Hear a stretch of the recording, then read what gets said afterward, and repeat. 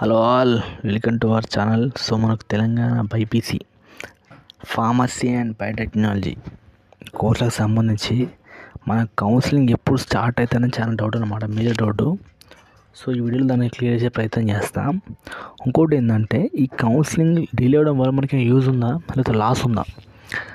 మనకి counselling late అయిందంటే అసలు ఏం యూజ్ ఉన్నది, అసలు యూజ్ ఉంటుందా, లాస్ ఉంటుందా, యూజ్ ఎవరికి ఉంటుంది, లాస్ ఎవరికి ఉంటుంది అన్న దాని గురించి వీడియో డిస్కస్ చేద్దాం. మీరు ఏంటంటే వీడియో మొత్తం చూడండి, సగం చూసి మళ్ళీ కామెంట్ చేయకండి. మీరు మొత్తం చూసి క్లారిటీ వస్తుంది. ఇంకా ఈ వీడియోని లైక్ చేయండి, మీ ఫ్రెండ్కి షేర్ చేయండి. ఇంకా మీరు కనుక మన ఛానల్ సబ్స్క్రైబ్ చేసుకోకపోతే ఏమంటే సబ్స్క్రైబ్ చేసుకోండి. సో మనకు జనరల్గా ఎట్లుంటుంది అంటే, కౌన్సిలింగ్ అనేది మనకు ఎంబీబీఎస్ అయినా, బీడీఎస్ అయినా, ఆయుర్వేదం అయినా, అగ్రికల్చర్ అయినా, వెటర్నరీ అయినా, ఈ కౌన్సిలింగ్ అనేది ఒకదానికి కూడా లింక్ అయి ఉంటుంది. జనరల్గా ప్రొసీజర్ ఎట్లుంటుంది అంటే, ఫస్ట్ మనకు ఎంపీసీ వాళ్ళకి సంబంధించి ఎంపీసీ వాళ్ళు ఉంటారు కదా, వాళ్ళకి మనకి మెయిన్ కోర్స్ ఉంటుంది. అంటే ఎట్లా అంటే, సివిల్ అయినా, కంప్యూటర్ సైన్స్ అయినా, మెకానికల్ అయినా, ఈ కౌన్సిలింగ్స్ వీటికి కౌన్సిలింగ్ జరుగుతుంది. దాని తర్వాత ఎంపీసీ వాళ్ళకి ఫార్మసీ అండ్ బయోటెక్నాలజీ కోర్సుకి సంబంధించి ఎంపీసీ వాళ్ళకి కౌన్సిలింగ్ జరుగుతాయి. సో మనకి ఏంటంటే, ఫార్మసీ బయోటెక్నాలజీకి సంబంధించి ఎంపీసీ వాళ్ళకి ఇన్ని సీట్లు, బైపీసీ వాళ్ళకి ఇన్ని సీట్లు అనేది ముందే రిజర్వ్ అయి ఉంటాయి. సో మనకు కనుక ఎంపీసీ వాళ్ళు ఎవరు జాయిన్ కాదనుకో, ఆ సీట్లు కూడా మనకు బైపీసీ వాళ్ళకి ఇచ్చేస్తారు అన్నమాట, షిఫ్ట్ చేస్తారు. ఆ ఫెసిలిటీ ఉంటుంది మనకు దానివల్ల బైపీసీ వాళ్ళు మ్యాక్సిమం ఎంపీసీ వాళ్ళు ఎక్కువ ఫార్మా చేయరు, మన బైపీసీ వాళ్ళకి ఆ సీట్లు కూడా మిగులుతాయి. సో దీనివల్ల మన బైపీసీ వాళ్ళకి యూజ్ అయి ఉంటుంది. ఇంకోటి ఏంటంటే, ఎప్పుడైతే ఈ ఎంపీసీ వాళ్ళకి కౌన్సిలింగ్ జరుగుతుంది కదా, అది అయిపోయినాక ఏంటంటే మనకి బైపీసీ వాళ్ళకి సంబంధించి మనకి ప్రొఫెసర్ జయశంకర్ యూనివర్సిటీ ఉంటుంది.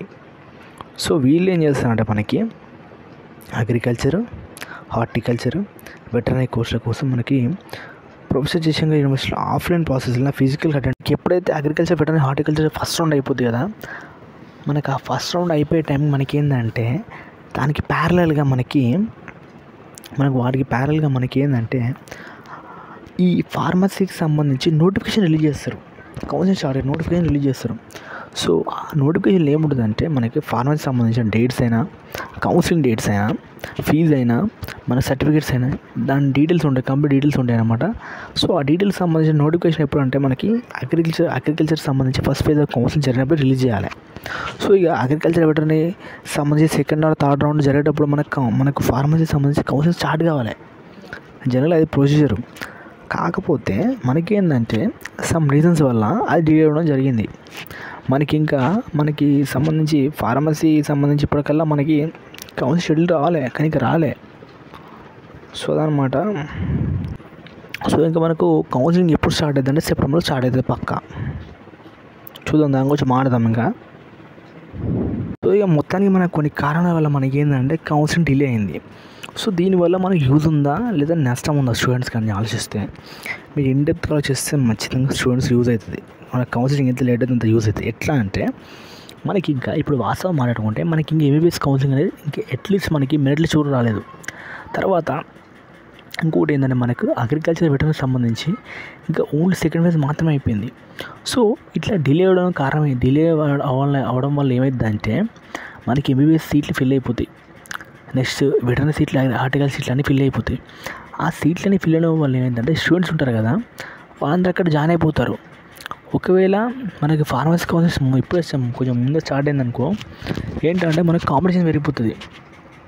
మనకు అగ్రికల్చర్, హార్టికల్చర్ జాయిన్ కావాల్సిన వాళ్ళు కొంతమంది ఎంబీబీఎస్ ఇట్లా లాస్ట్ రౌండ్ దాకా వెయిట్ చేద్దాం అనుకుంటారు కదా, బార్డర్లో అయిపోయిన వాళ్ళ కొంత కాంపిటీషన్ అనేది మనకు ఫార్మసీకి రావడం జరుగుతుంది. సో దానివల్ల ఏంటంటే, మనకి ఫార్మసీలో కొన్ని కాంపిటీషన్ పెరుగుతుంది. సో అట్లా కాకుండా లేట్ అయితే ఏమైందంటే, ఎంబీబీఎస్లో అందరూ జాయిన్ అయిపోతారు, విత్ ఇన్ థర్డ్ రౌండ్ వరకు అందరూ జాయిన్ అయిపోవడం జరుగుతుంది. నెక్స్ట్ మనకి అగ్రికల్చర్, హార్టికల్చర్ సీట్లు స్పెషల్ కోటా ఉంటుంది సంథింగ్, ఆ పేమెంట్ సీట్స్ ఉంటాయి, దాంట్లో కూడా జాయిన్ అయితే ఏంటంటే, మనకి కొంతనన్నా మనకు కౌన్సిలింగ్ అనేది, మన కాంపిటీషన్ అనేది తగ్గడం జరుగుతుంది. అట్లా ఇది మాత్రం మీరు లేట్ కావడానికి కోరుకోండి. ఎందుకంటే లేట్ కావడం వల్ల మనకు నష్టం పెద్దగా ఏముండదు. ఎవరికి నష్టం తెలుసా?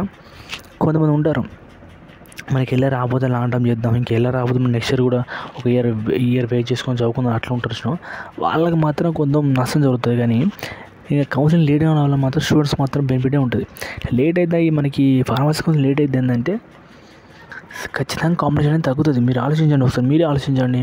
ఇప్పుడు అగ్రికల్చర్ వెటర్నరీ కౌన్సిలింగ్ జరగముందుకి మీకు జరిగితే ఏంటంటే మీరు అనుకోవచ్చు, కొంతమంది ఉంటారు స్ట్రిక్ట్గా ఫార్మసీ మాత్రం అప్లై చేస్తారు. వాళ్ళు ఇది దేనికి అప్లై, కానీ చాలా మంది ఏంటంటే చాలా అన్నిటికీ అప్లై చేస్తారు. అట్లా ఎంబీబీఎస్కి అప్లై చేస్తారు, ఆయుర్వేదంకి అప్లై చేస్తారు, బీడీఎస్కి అప్లై చేస్తారు, బైపీసీ అన్నీ మ్యాక్సిమం అన్నీ అప్లై చేస్తారు, మనకు అగ్రికల్చర్ అప్లై చేస్తారు. సో అట్లా జరుగుతున్నప్పుడు ఇది లేట్ అయింది అనుకోండి, అందరూ అలా ఫిల్ అయిపోవడం వల్ల మీకు ఖచ్చితంగా బెనిఫిట్ ఉంటుంది పక్కా. సో కాబట్టి మీరు ఫార్మసీ కానీ లేట్ అయినా కానీ మంచిదే. మీరు తొందరపడి ఇంకా కావట్లేదు అని ఇట్లా టెన్షన్ పడకండి. ఖచ్చితంగా సెప్టెంబర్లో వస్తుంది. ఖచ్చితంగా సెప్టెంబర్లో మనకి ఖచ్చితంగా కౌన్సిలింగ్ స్టార్ట్ అయితే నోటిఫికేషన్ వస్తుంది పక్కా. సెప్టెంబర్ దాటిపోదు పక్కా. నేను చెప్తున్నా, దసరా వరకు సెప్టెంబర్ వరకు ఖచ్చితంగా ఫార్మసీ నోటిఫికేషన్ రిలీజ్ అవుతుంది. కౌన్సిలింగ్ స్టార్ట్ అయితే లేదు, అట్లీస్ట్ నోటిఫికేషన్ వస్తుంది సెప్టెంబర్లో పక్కా స్టార్ట్ అవుతుంది. అసలు ఆగస్ట్ లాస్ట్ వీక్గా స్టార్ట్ కావాలి, కానీ చూద్దాం. సెప్టెంబర్ మాత్రం పక్కా వస్తుంది, చూసుకోండి. మన ఛానల్ సబ్స్క్రైబ్ చేసుకోండి. నేను ఇంకా వీడియో చేస్తూ ఉంటాను ఫార్మసీ మీద. Thank you, share you.